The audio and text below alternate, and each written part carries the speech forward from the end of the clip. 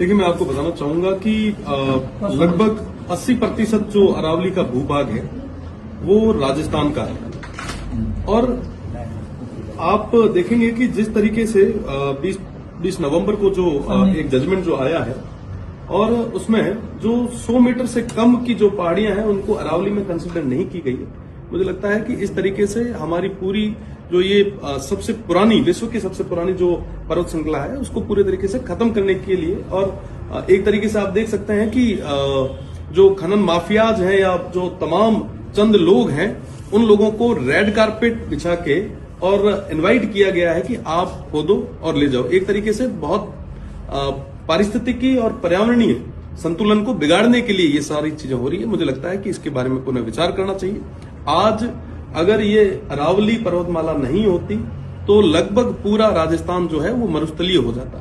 आज के समय में हर एक तमाम जितने भी पर्यावरणीय संतुलन है उनमें बहुत बड़ी भूमिका जो है वो अरावली पर्वतमाला की है। आज जो भी साथी जो इसके लिए लड़ रहे हैं हम पूरे तरीके से उनके साथ में हैं और निश्चित रूप से सरकार को पैरवी करनी चाहिए और ये जो जजमेंट है इसके बारे में पुनर्विचार की जरूरत है।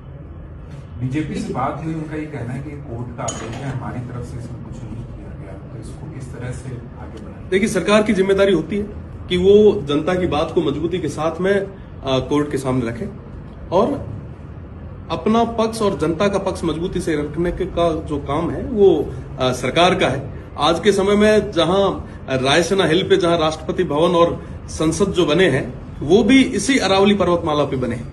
अगर इस तरीके से सब चीजें खोद के कर दिया तो राजस्थान खत्म हो जाएगा और ये पूरा सिस्टम पहले से आप देख रहे होंगे कि दिल्ली के क्या हाल है।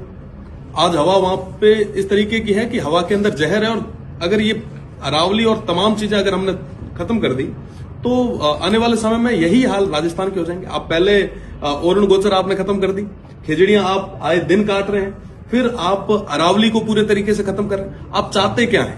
एक तरफ तो आप लगभग 250 करोड़ के आसपास जो है आपने फंड अरावली को डेवलप करने के लिए 2025-26 के बजट में दिया, हरित अरावली विकास परियोजना आपने नाम दिया, और दूसरी तरफ यही अरावली अगर आपकी खत्म हो जाएगी तो आप मतलब चाहते क्या है? आपकी बातों के अंदर जो है मुझे लग रहा है विरोधाभास है।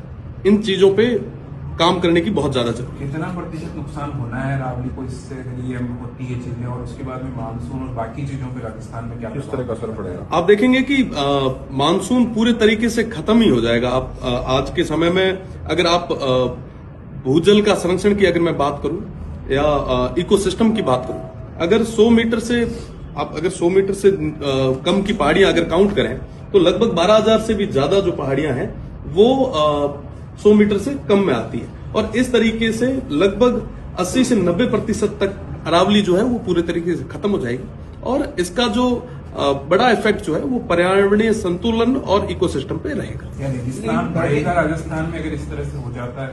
बिल्कुल पूरे तरीके से बढ़ेगा।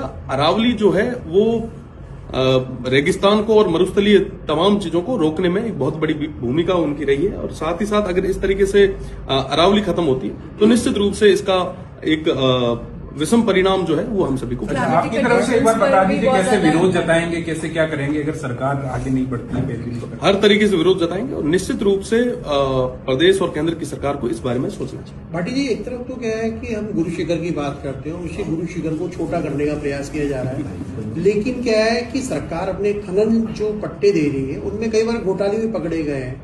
तो क्या लगता है धीरे धीरे जो देखिए, ये माफिया को बढ़ाने के लिए सीधा रेड कारपेट बिछाया गया है और चंद लोगों को फायदा देने के लिए ऐसे डिसीजंस आए और इसका जो दुष्परिणाम है वो पूरे प्रदेश और पूरे देश को आप देखेंगे कि गुजरात से लेके राजस्थान से लेके हरियाणा और दिल्ली तक के तमाम प्रदेशों को इन तमाम चीजों का जो है नुकसान भुगतना पड़ेगा। तो विधानसभा में आप इसका निश्चित रूप से उठाएंगे और मेरा तो राजस्थान की सरकार से और केंद्र की सरकार से निवेदन कि इस बारे में सोचें और अपना पक्ष जो है, जनता का जो पक्ष है वो मजबूती के साथ में रखें। क्या कोर्ट में भी लेके जाएंगे? निश्चित रूप से जरूरत रहे तो वहां पे भी जाए। 2 साल के कार्यकाल पे विधायकों की घुसकांड पे